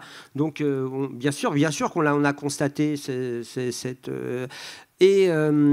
criminalisation du mouvement qui est passé de policière sur le terrain à Sivins, où j'étais, bien évidemment, à tous les procès, enfin, à une partie des procès que j'ai suivis à Niort et ailleurs, quoi. Alors tu es vraiment un professionnel de la radio parce que tu me fais une transition fantastique. Parce que je vous ai récité un bout de compte rendu d'audience à laquelle j'assistais et où le prévenu était Julien. Il se trouve que Lorraine, quand on a préparé ce débat, tu m'as ressorti une archive absolument géniale. Ce qu'on appelle à l'École nationale de la magistrature un banger. C'est un procès qui n'est pas si vieux que ça au final, ça a moins de 10 ans, et qui concerne une action suite à deux catastrophes écologiques dont on a toutes et tous entendu parler, en tout cas pour celles et ceux qui ont plus de 30 balais. Est-ce que tu peux nous raconter un petit peu ça, et après on va voir comment ça s'est déroulé à l'aide d'une petite fiction radiophonique. Oui, c'est ce que j'ai un tout petit peu teasé tout à l'heure en parlant d'antipollueur, mais c'est effectivement une histoire dont on a parlé dans le numéro précédent de Climax, qui s'est passé en 2001. En fait, en 2001, tu as 7 activistes bretons et toulousains qui ont décidé de s'introduire dans le château du président de Total, Thierry Desmarets, pour contester l'implication du groupe dans du coup, les 2 catastrophes que Sylvain a citées, Erika et AZF. Ce qu'ils ont fait, c'est qu'ils ont tapé sur le Minitel 3615 Total. Ils ont trouvé du coup le domicile du PDG. Ils s'y sont introduits. Il y avait quasiment plus de Minitel en 2002. Faut on n'est pas venu chez vous par hasard, qui reprenait le slogan de Total à l'époque. Et ils ont commencé à taguer le mur donc, de la propriété privée du PDG. Ils ont tagué AZF et Erika avec du pétrole qui venait de Bretagne. Ils ont démonté les fenêtres en disant vous verrez ce que ça fait d'avoir votre domicile qui a été soufflé par une explosion. Vous verrez ce que ça fait d'avoir votre littoral tagué. Nous, notre littoral, il a été tagué. Nous, on va taguer votre maison. Et ensuite, ils ont ouvert les caisses de pinard. Ils ont bu un peu de vin et ils ont été arrêtés par la police, mais la police a bu des coups avec eux et ensuite ils ont été jugés et effectivement le procès est particulièrement croustillant. Alors justement, je vous ai distribué à chacune un rôle.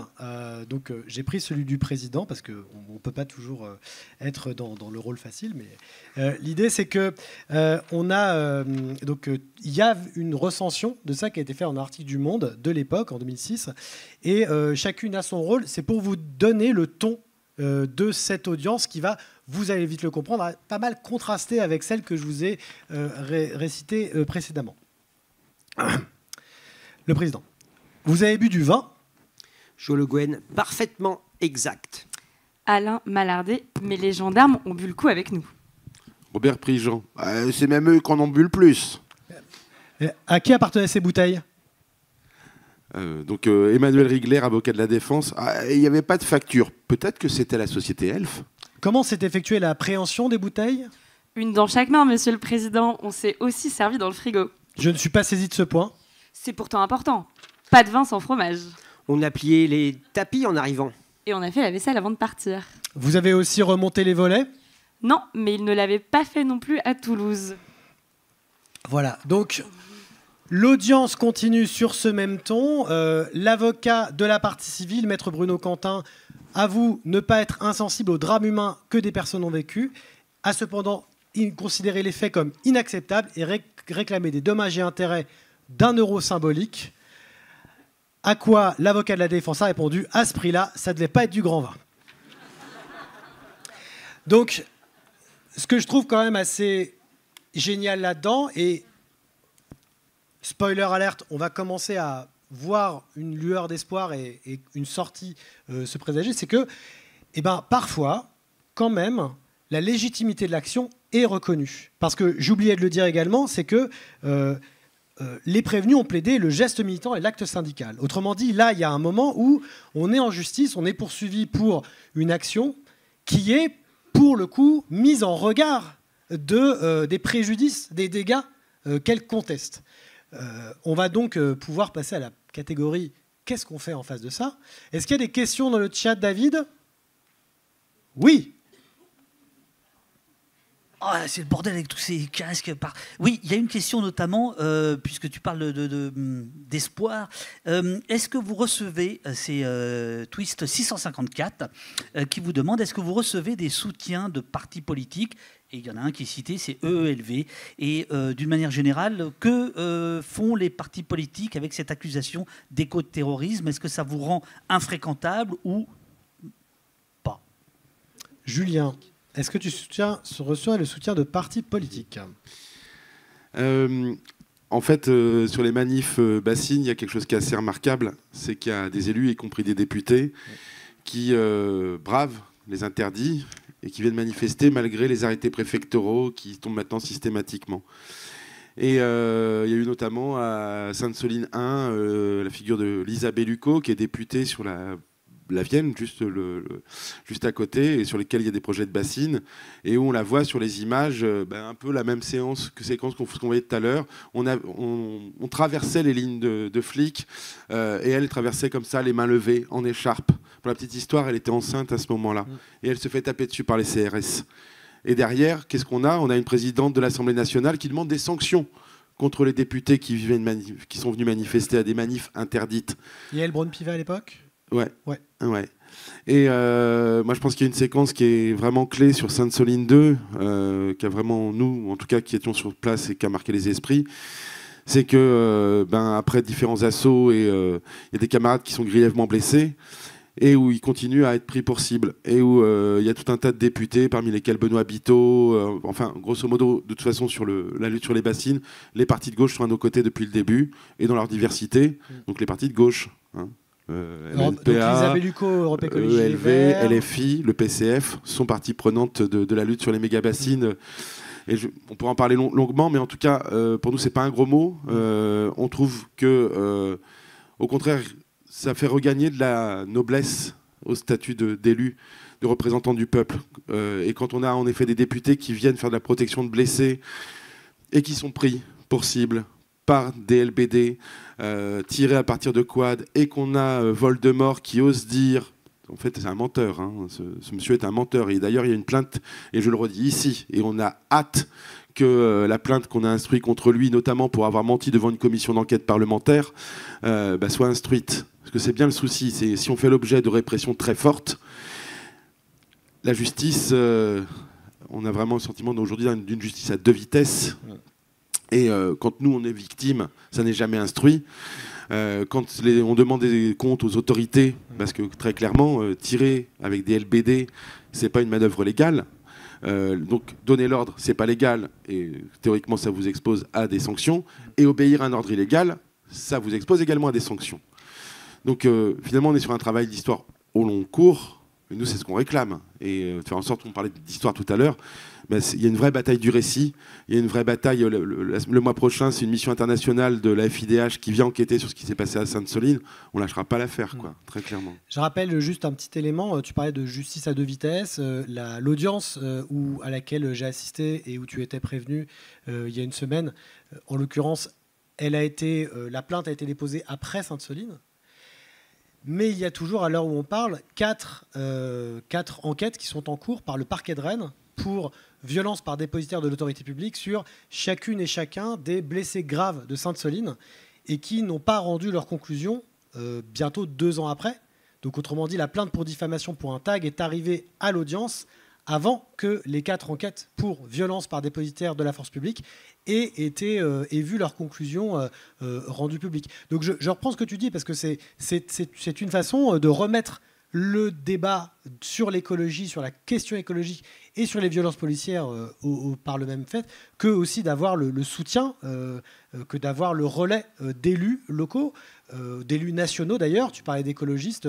Voilà, Lisa Bellucco, elle a témoigné d'ailleurs au procès pour dire qu'elle-même avait été témoin de ce qui s'était passé à Sainte-Soline.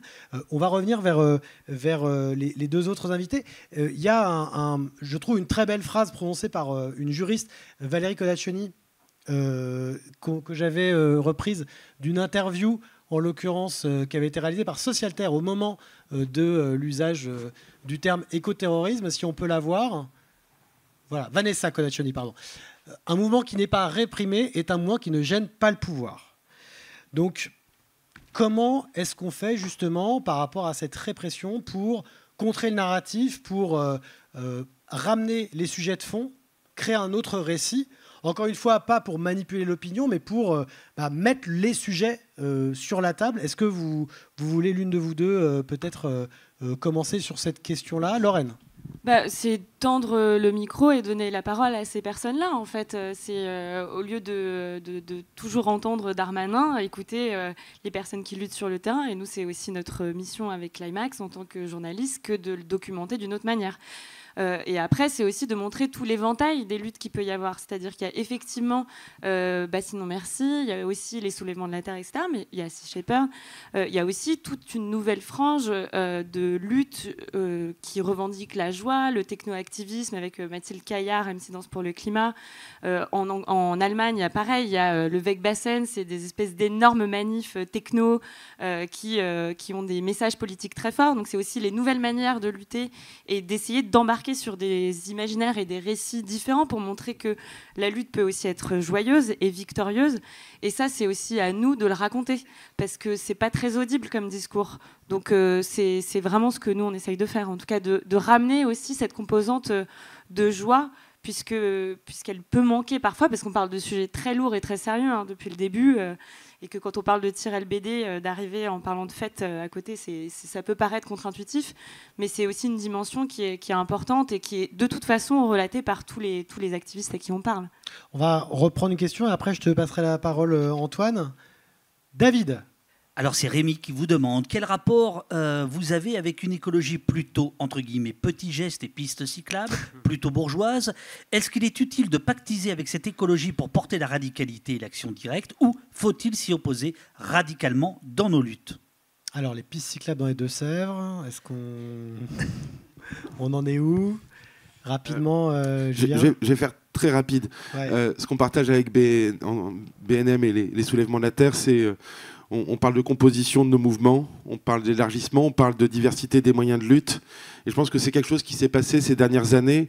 On est OK avec le fait que des gens, des camarades, utilisent des modalités qui ne sont pas forcément les nôtres. Et on pense même que c'est très important qu'il y ait toutes ces formes de lutte, parce que face à des rouleaux compresseurs qui utilisent tous les moyens, y compris militaires, à notre rencontre, il faut avoir l'humilité de savoir qu'on va gagner, on ne sait pas comment. On ne sait pas quelle est la carte qu'on va enlever du château qui va faire tout s'écrouler. Et donc, il ne faut pas se tromper d'ennemis, en fait. Hein. Ce n'est pas les camarades qui font du recyclage et puis qui trouvent à faire mieux à leur niveau parce que c'est ce qui leur est accessible directement et tout. Le souci, il n'est vraiment pas là, quoi. Je rebondis sur un truc que tu disais, Lorraine, que je trouve intéressant pour passer la parole à Antoine. Tu parles de nouveaux récits. Il y a des victoires et finalement... Les victoires, on les oublie finalement très vite quand on a cette menace du terrorisme, qui est une menace qui est présentée par l'actuel ministre de la Justice, ex-ministre de l'Intérieur, comme existentielle, comme un truc, quand il dit terrorisme, voilà, il parle de les agriculteurs qui ont peur. Alors bon, je passe beaucoup de temps à discuter avec des agriculteurs dans les Deux-Sèvres. Bon, leur peur, c'est surtout de ne pas réussir à maintenir l'exploit et de ne pas pouvoir, d'avoir rien à transmettre à leurs gosses, de ne pas pouvoir de pas pouvoir payer leur facture de flotte. La vérité, elle est plutôt cette peur, elle est plutôt une peur économique, une peur sociale, une peur aussi de mal faire parfois. Mais néanmoins, il y a ces nouveaux récits, des récits de victoire et des récits d'alternatives. Ça me fait penser à un titre qui est un grand titre d'un grand bonhomme qui malheureusement n'est plus, qui était « Comme si nous étions déjà libres ». Et c'était l'un des slogans de Occupy Wall Street, c'était cette idée de on va pas attendre que en gros les votes aillent dans le bon sens, que les bonnes lois soient adoptées, on va juste faire notre truc là, ce qui était une des revendications aussi de la ZAD de Notre-Dame-des-Landes, c'est-à-dire de vivre sur place, d'occuper la lutte. Encore un autre titre de bouquin, j'ai pas la biblio, faudra reprendre le replay.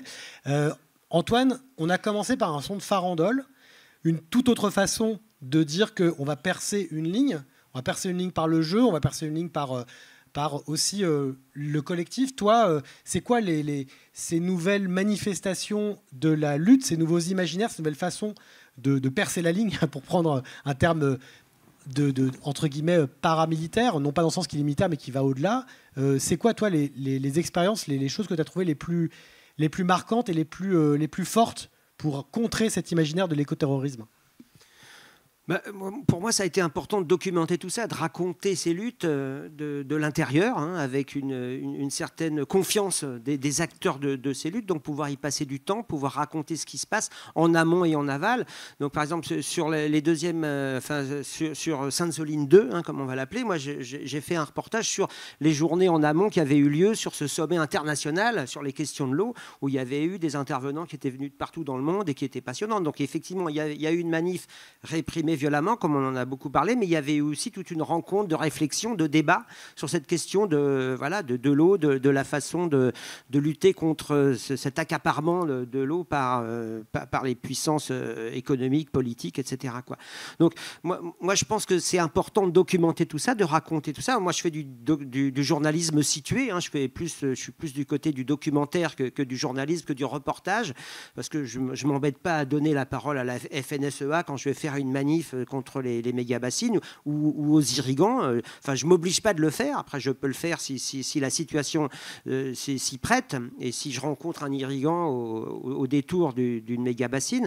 Mais voilà, c'est un journalisme qui est impliqué dans une lutte, qui donne la parole à des gens qui luttent. Et c'était ça, hein. Moi, j'appelais ça un écho sonore, voilà, des luttes en cours, voilà, un compte-rendu sonore. Un instantané sonore même.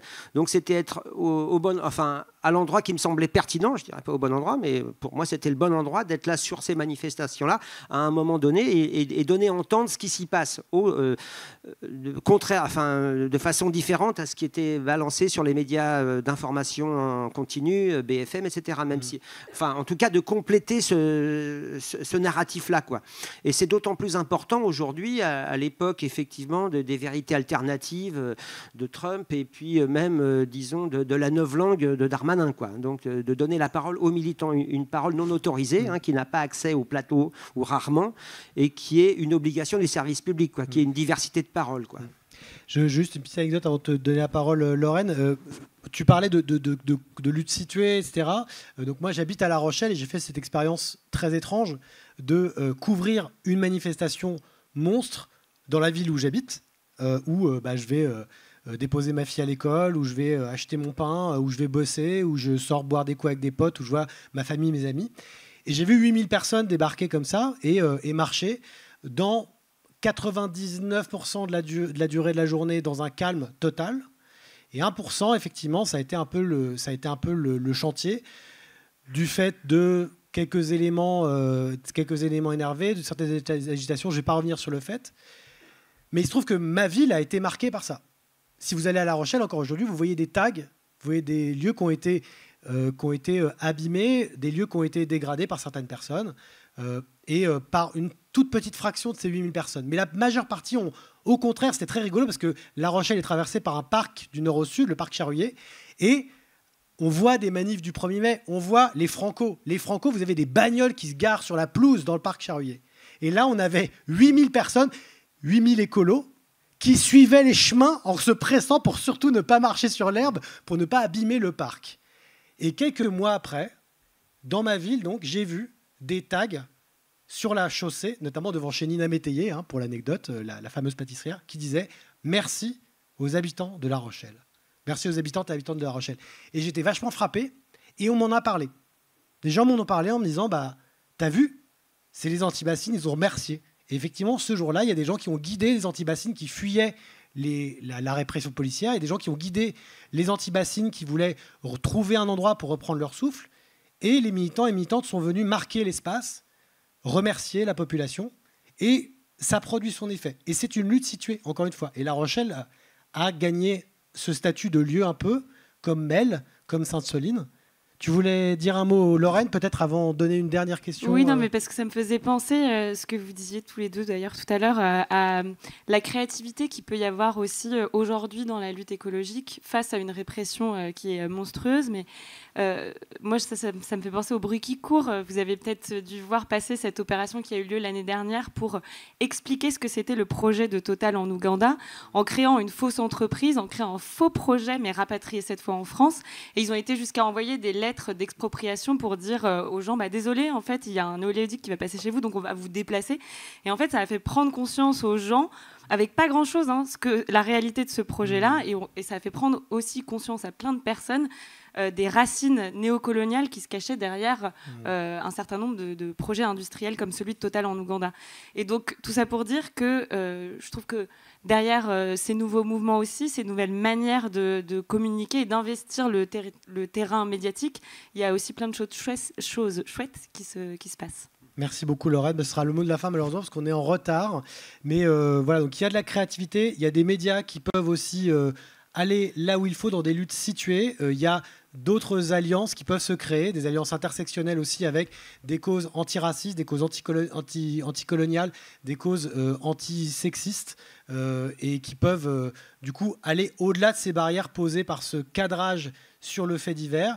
Merci à toutes les trois pour votre concours, toutes ces informations, etc. Ça pourra être réécouté. Merci à vous toutes et tous.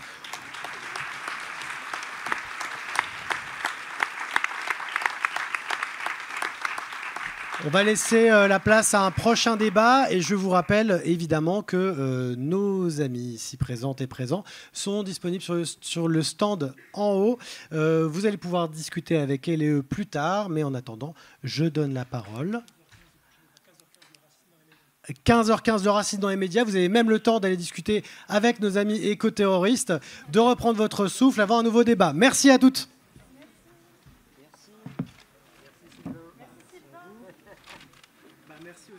Une petite surprise pour vous. Attends, une petite seconde.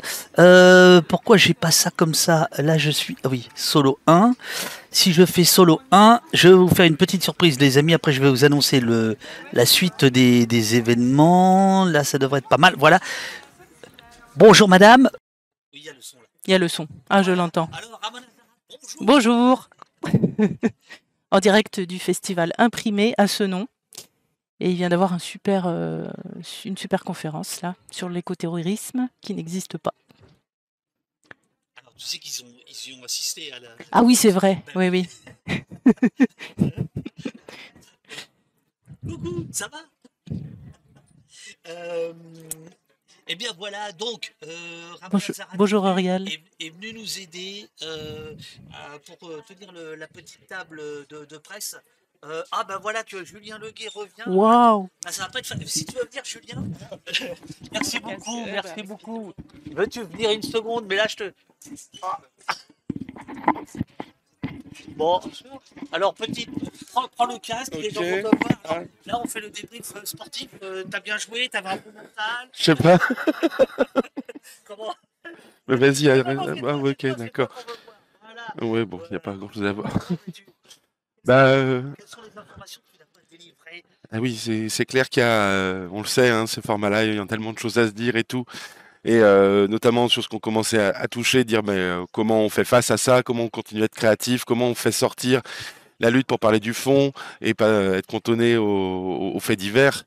Là, ce qui me vient en tête, c'est que parmi les axes de lutte qu'on met en place, il y a toute la défense sur les aspects juridiques, d'attaquer les projets comme ça se fait sur la 69. Et là, je rappelle que c'est le 18 où il y a une décision très importante qui va tomber sur la 69 et qu'on espère favorable et qui pourrait aboutir à l'annulation pure et simple du projet. On a le même genre de bataille qui est menée sur la lutte sur les méga-bassines et au mois de décembre, on a appris que la bassine de Sainte-Soline et 3 autres bassines, elles étaient en réalité illégales parce qu'elles n'avaient pas pris en compte la présence de l'outarde canepetière. Donc c'est une victoire d'étape, mais qu'il n'y ait absolument aucune ambiguïté. Il y a toujours une volonté très très forte de ce gouvernement de multiplier les méga-bassines partout en France. Il y a des collectifs qui s'organisent, mais il faut continuer à ce qu'il y ait une espèce de veille citoyenne et à tuer tous ces projets dans l'œuf, en fait. Ça aussi, c'est une grande leçon. Il y a plein de projets comme ça, complètement débiles. Si on arrive à les faucher tout de suite, c'est beaucoup plus simple que quand c'est financé, lancé, etc., quoi. Et donc voilà un petit peu l'actualité. On l'a dit tout à l'heure, on a une actualité judiciaire anti-rep hyper dense. Là, on a passé tous les jours devant les gendarmeries ou devant les tribunaux pour en soutien aux camarades. Moi, j'ai encore été concerné par un procès, mais justement là, on est en train de retomber dans le truc des faits divers. Alors, un truc sur lequel j'invite, et j'aurais bien voulu pouvoir le placer, mais vous allez pouvoir aller voir. Il y a Greenpeace qui a pris une initiative, là, qui bosse depuis 1 an sur l'aspect méga-bassine, et ils ont sorti un rapport jeudi qui s'appelle Démocratie à sec. Et c'est un boulot vraiment que je vous invite à compulser en profondeur, parce que finalement, ils ont mis et par écrit et en images ce qu'on dénonce depuis des années, à savoir comment le lobby FNSEA et la coordination rurale, qui a eu un gros succès aux dernières élections de la Chambre d'agriculture, développe des stratégies pour complètement détourner les commissions locales de l'eau, toutes les instances où ça devrait être le jeu démocratique qui s'opère, par des jeux de lobbying assez pointus, on réussit à complètement s'accaparer l'eau, mais également les instances qui... donc il y a ce rapport là qu'il va falloir regarder attentivement. Le mois prochain, on a également une mission organisée par la FIDH pour venir pendant une journée rencontrer tous les protagonistes de Sainte-Soline. Je rappelle que dans les personnes qui ont été jugées pour l'organisation de Sainte-Soline, il y a des représentants syndicaux. Et par exemple, David Baudin, qui est le porte-parole de la CGT des Deux-Sèvres, qui a été condamné pour organisation de manifestations interdites.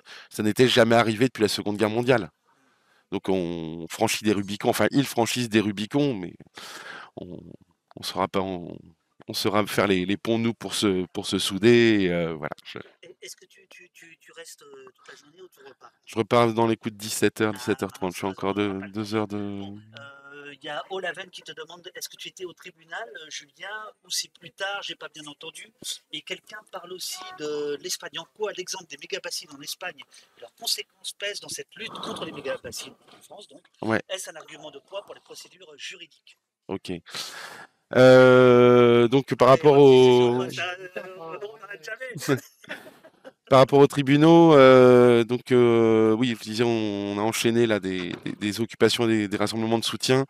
Moi, j'étais concerné par un jugement vendredi dernier à l'initiative d'une plainte de Monsieur Vestieux, qui est l'ex numéro 1 de la gendarmerie et que je qualifie moi comme un des bourreaux de Sainte-Soline, de ceux qui auront été aux commandes ou obéissants à Darmanin et à la préfète dans des opérations de maintien de l'ordre illégal.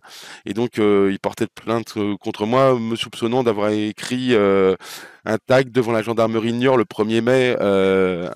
Comment? Gendarmerie de Mel. Non, gendarmerie de Niort. Ouais. Ah bah c'est une erreur. C'est la gendarmerie de Niort où durant le défilé du 1er mai, 1 mois et demi après le carnage de Sainte-Soline, il y a ce tag qui avait été posé où il était marqué pour Serge et les 200 blessés de Sainte-Soline, Dubé, c'est le nom de la préfète, Vestieux, c'est le numéro 1 de la gendarmerie, Darmanin, il n'est plus connu, en prison. Et c'est pour ces faits-là que j'ai été donc entendu pour diffamation. C'est rendu le 17 avril. Mais donc on verra ce que ça donne. J'en cours pas grand-chose que des dommages et intérêts et de payer l'avocat. Ah oui, il y avait un petit détail dans le détail. L'avocat de Vestieux, c'est un des meilleurs amis de Marine Le Pen et c'est l'avocat qui a représenté Marine Le Pen dans l'affaire des emplois fictifs des assistants parlementaires. Donc c'est quand même assez... On est d'accord. On est d'accord. Et sur l'autre aspect, sur l'aspect... Sur l'aspect Espagne, non, pour l'instant, ça ne pèse pas juridiquement. Ça devrait peser au niveau européen, et certainement qu'on est en train, en effet, d'essayer de réfléchir à des stratégies au niveau des cours européennes de justice, puisqu'on voit que, et avec un garde des Sceaux comme Darmanin, on peut s'attendre au pire. D'ailleurs, je précise ici, qu'il les garde les Sceaux, on en aura besoin pour vider la bassine de Sainte-Soline, et il sera mis à contribution. Nous aussi, on va mettre en place des travaux d'intérêt généraux. Voilà, c'est pour en avoir une deuxième couche. Pour l'instant, j'ai un procès contre Vestieux. Enfin, avec Vestieux, je risque d'avoir un procès avec Dubé. J'aimerais tellement rencontrer Gérald et qu'on puisse discuter ensemble. Là où ça doit intervenir, l'aspect retour d'expérience en Espagne, ça peut être au niveau d'instances telles qu'au niveau européen. En tout cas, le retour d'expérience quand même, il circule dans le monde agricole. C'est que les bassines, en réalité, dans un contexte de climat type espagnole, donc ce qu'on risque de rencontrer dans les 10 ans qui viennent, ben ça ne marche plus. Parce qu'on rentre dans l'ère de la sécheresse pluriannuelle. Et si le concept de la méga bassine, c'est de remplir quand il y a de l'eau qui tombe en hiver, ben s'il ne tombe pas d'eau en hiver, en fait, tu remplis rien. Et donc, ça vient condamner, en fait, à ces court terme l'efficacité, la durabilité, la pertinence de ces ouvrages. Et puis également, ben, l'autre truc qui joue fort quand on a des climats qui se réchauffent, c'est l'évaporation. Et il y a certaines réserves d'eau en Espagne où les taux d'évaporation ils sont de l'ordre de 40%. Donc les bilans hydriques globaux, ben, ils sont catastrophiques. En fait, le retour d'expérience de l'Espagne, qui est le pays au monde parmi les plus canalisés où l'eau est la plus retenue, 70% de l'eau est retenue dans sa course à un moment, ben, c'est qu'en fait c'est un facteur d'accélération de la désertification des territoires. C'est ça que ça donne. Et dernière question, parce qu'après, tu as plein de gens à voir. Quelqu'un demande des nouvelles de... En fait, c'est Serge. Comment va Serge, celui qui avait été blessé grièvement, si on peut donner des nouvelles? Ouais, on peut en donner des nouvelles, d'autant que ça, c'était un petit peu l'enjeu de mon procès, justement, le vendredi, où, mis à part des dommages intérêts, je risquais pas grand-chose, mais par contre, il y avait évidemment quelque chose qui se jouait de beaucoup plus fort, qui était de savoir si Vestieux allait pouvoir produire son récit mensonger et que ce soit ça qui reste. Et moi, j'avais la possibilité de faire intervenir des témoins. Et pour le coup, Lisa Bellucco a témoigné. Il y a également eu un observateur de la LDH qui a pu témoigner. Et Françoise, la maman de Serge, ça a été évidemment un moment extrêmement fort. Ça a été une... je ne sais pas quel est le terme adéquate, mais de voir Vestieux baisser les yeux face en fait, aux immondices dont il est en partie responsable, c'était ça, moi, ce dont j'espérais de ce procès, c'est qu'il y a un retournement des symptômes, en fait, et que ce soit plus le procès de Vestieux en réalité que le mien. J'ai fait un tag ou pas, mais qu'est-ce qu'on en a à foutre, quoi, c'est vraiment pas la question. Par contre, qu'il y ait des responsables, des plus hauts fonctionnaires, des autorités, etc., qui aient pu prendre ces commandements, quand est-ce qu'on le juge, ça, quand est-ce qu'on en... pour moi, ce jour-là, ça a été indirectement le jugement de Vestieux. Et Serge se reconstruit. Serge s'est posé la question de venir, et ils se sont arrangés en famille. Ils ont Serge, moi je le connais pas, hein, je l'ai jamais rencontré, ou alors il y a très longtemps, mais non, c'est un montagnard, c'est un passionné de montagne, et évidemment que les séquelles qu'il a l'empêchent en partie d'être autonome, en fait. Il y a un vrai, et je peux le dire assez clairement, Serge aujourd'hui, il y a peu de chances qu'il retrouve l'usage d'un de ses yeux, et de l'autre côté, il a perdu l'audition avec très peu de chances de rémission, et donc sur un métier où tout est basé sur l'équilibre, etc., il y a des défauts. Et par contre, ce qui est extraordinaire, c'est de voir comment il y a une très forte solidarité dans la communauté des guides de montagne qui l'emmène, qu'il est en train de se retaper, et physiquement c'est une bête, quoi. Et heureusement que c'était déjà une bête, parce que sinon, vu ce qu'il a vécu, il y a peu de chances qu'il ait pu survivre si c'était pas quelqu'un de très à la fois sportif et puis également très déterminé dans son militantisme, quoi. Et donc on lui souhaite de continuer à se retaper comme ça. Moi, j'ai un des plaisirs du printemps, c'est qu'on doit se retrouver pour faire un tour de bateau dans le Marais. Voilà, c'est Merci beaucoup. Merci à vous. C'est toujours un plaisir. Partagez. Bon courage. Sylvain, est-ce que tu veux prendre la place de Julien un petit débrief de... Ouais. Alors comment qu'est-ce que tu as pensé de ce match? L'après-match. Alors ouais, c'est ça. Pensé de ce match? Exactement. Ça fait des années qu'on Bonjour à toutes et tous. Depuis OVNI. Facile, 10 piges, un truc comme ça. Plus. Enfin bon, bref. Dis-moi. Qu'est-ce que tu as pensé du dispositif? Est-ce que ça t'a perturbé? Est-ce que ça t'a plu? Ah, moi je suis ravi. Non, c'est cool. C'est super cool. Oh, pardon. Non, je trouve ça vachement bien. Notamment parce que je pense que les gens qui viennent dans la salle ont peut-être plus une attention soutenue et pas forcément cette liberté de commentaires qu'on peut avoir sur le flux. Et alors que là, avec ton flux, j'imagine que on regarde ça, on commente un peu comme un match de rugby, hein. Mais donc c'est cool parce que ça a aussi dynamisé. Bah ouais, ici c'est La Rochelle, bah, qu'est-ce que tu veux que je te dise? Et du coup, c'est vrai que non, je trouvais ça appréciable parce que ça a relancé. Alors, c'est un peu bordélisé mon plan, mais c'est pas grave parce que les questions qui ont été posées étaient des questions importantes, légitimes. Et ce qui m'a fait plaisir, c'est que ça a été aussi l'occasion de creuser de manière assez pointue la question de la réponse au récit. Et ça, pour moi, c'est vraiment le truc central. C'est-à-dire que c'est toujours cette question de, tu sais, quand on parle de climato-scepticisme, quand on parle de discours anti-écolo, combien de temps on passe à parler de ce qui déconne et de ce qui pose problème, et combien de temps on passe à parler soit des faits un peu concrets et des alternatives. Et c'est toujours cette espèce de truc entre guillemets le mal, le bien et le rapport de force, où tu te dis, ils ont déjà, Julien Leguet disait avant, la FNSEA, entre autres, on a tellement la parole, Antoine Chao également, ont tellement la parole dans les médias généralistes que tu te dis, enfin voilà, c'est donner la parole à un autre mec qui défend les bassines sur un plateau, c'est un peu comme redonner la parole à un gros 6-7 blanc de 50 balais sur un débat sur le voile ou la transidentité, tu vois. À un moment, moi, j'aimerais bien entendre les personnes concernées, et du coup, ces autres récits, ces alternatifs, c'est l'occasion d'appeler, comme l'ont dit les invités d'ailleurs, à l'imagination aussi. J'ai beaucoup aimé cette idée de Lorraine, c'est imaginatif, et l'imagination, le collectif, c'est stimulant, et ça permet de voir un peu au-delà de cette espèce de mur mental aussi. Alors moi, il faut que j'aille faire une petite pause technique. Bien sûr. Alors, est-ce que je te laisse tout seul avec le chat? Si le chat a des questions à me poser, moi je suis là. T'allais boire un petit truc. C'est possible. Il a l'air un peu moins. Mais les débats qui suivent sont passionnants, donc je comprends qu'ils se réservent un petit peu aussi. Alors, par exemple, tu as des questions ici qui avaient été mises de côté. Est-ce que tu veux les y répondre? Oh la vache. Alors, tac. Ok, l'écoterrorisme existe bel et bien, mais du côté des crypto-fascistes et autres détenteurs du capital. Alors, ça, c'est un peu, on en a un petit peu parlé, c'est cette notion finalement de comment est-ce qu'on renverse le stigmate. Le grand classique là-dessus, c'est évidemment, entre guillemets, l'origine un petit peu de ce type de démarche, c'est beaucoup les luttes antiracistes qui se sont appropriés le terme nègre pour la négritude, pour revendiquer finalement un statut d'opprimé, et de dire, dans mon statut d'opprimé, j'observe l'oppression, et donc je suis légitime dans ma lutte.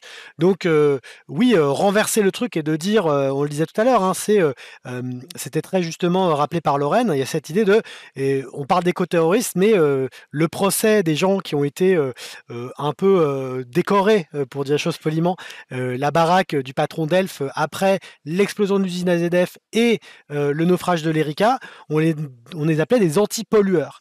Et c'est vrai que un peu comme, alors on est au poste, alors je peux parler de vidéoprotection et compagnie, c'est un truc assez classique, hein, mais c'est parler de vidéoprotection au lieu de vidéosurveillance.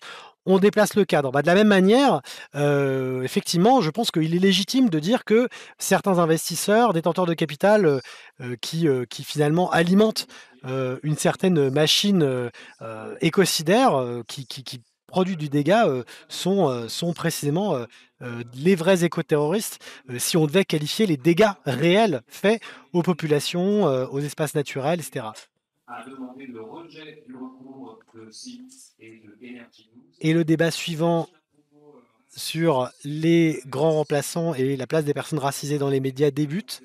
Donc je vais leur laisser la parole. Et je vous souhaite un bon débat. Donc je ne sais pas trop où est passé l'ami David, il ne va pas tarder. Donc c'est un débat très intéressant auquel on tenait beaucoup avec l'équipe de Far West, qui porte justement sur la place des personnes racisées dans les médias, comment est-ce qu'elles sont traitées, comment est-ce que la question du racisme est abordée, et qui est co-animé par les amis de chez Politis, et avec 3 invités concernés qui vont nous parler de débats de lutte anti-racisme aussi. Il faut qu'on passe. Allez, vas-y. Merci David, merci à toi, bon courage. Merci. Bon stream, je t'en prie. Hop.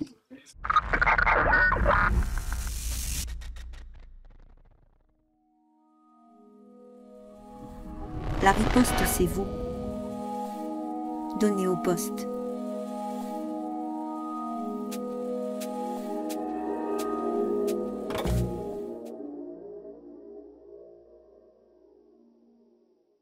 Soutenez-nous sur auposte.fr.